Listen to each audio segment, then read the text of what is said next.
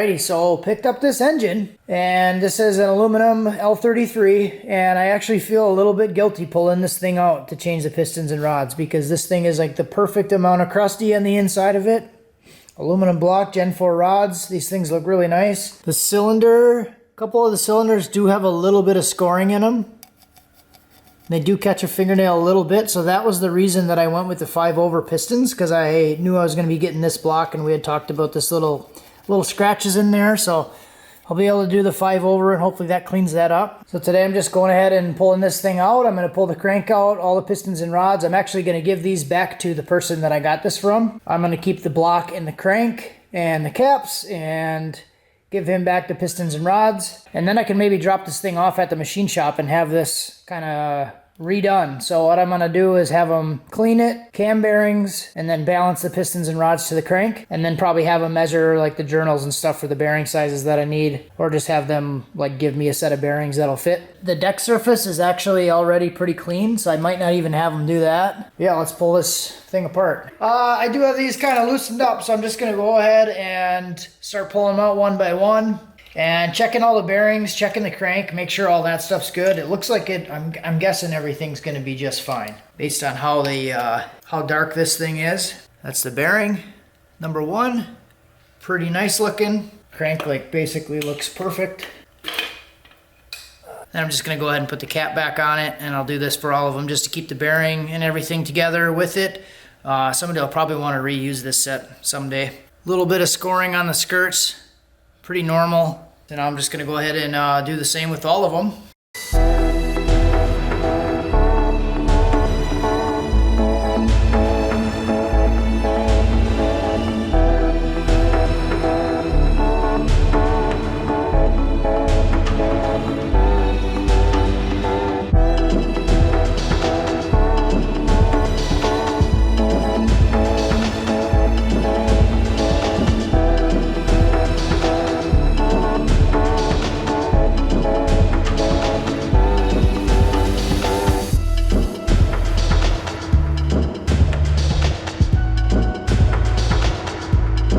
Alright, so just to check, I'm not going to use these rings or these pistons, but just to check. So I took the top ring from all the pistons. This is L33, unknown mileage. Don't know if it's high or low. And just wanted to check the top ring gap. So I have a 28 thousandths Fleeler gauge. It's a 28, just trust me. That one fits. That one actually holds it. That one holds it tight. That one's a little bit loose. That one fits. These ones are a little bit loose. It'll actually slide through. And then the last two actually will hold it in place. So 28 thousandths ring gap on the top, untouched. Alright, so I got the crank out, and like I said, I think I said before, I almost feel guilty pulling this thing apart, because this thing is like really, really nice looking.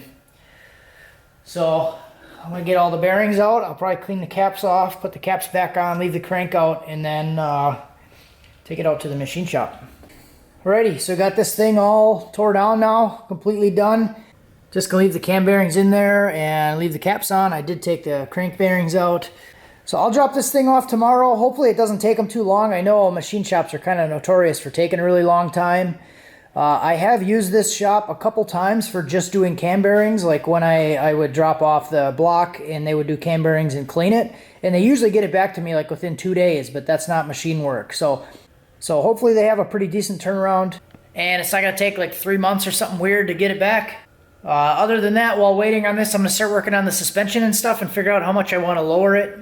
I did buy some lowering keys and lowering shackle for it, so this is like supposed to be about 2 or 3 inch lowering, and this was supposed to be like a 3-inch lowering key, but I lined it up with the key that's on there, and it's basically a stock key. So I feel like I've had that issue in the past when I tried to buy lowering keys for this thing years ago, and they're listed as a lowering key, but they're like exactly the same damn key. So I thought, I guess, that this would be rotated inside here and you'd get a different position out of it. but I'm also debating if I want to just eliminate this completely and try to go with like a coilover setup. It might be easiest to just keep the torsion bar and then do like a double adjustable or single adjustable shock in there. But I don't know, we'll see. I might just lower it like a couple inches and try to go with some adjustable shocks and like keep the leaf springs and maybe do it progressively.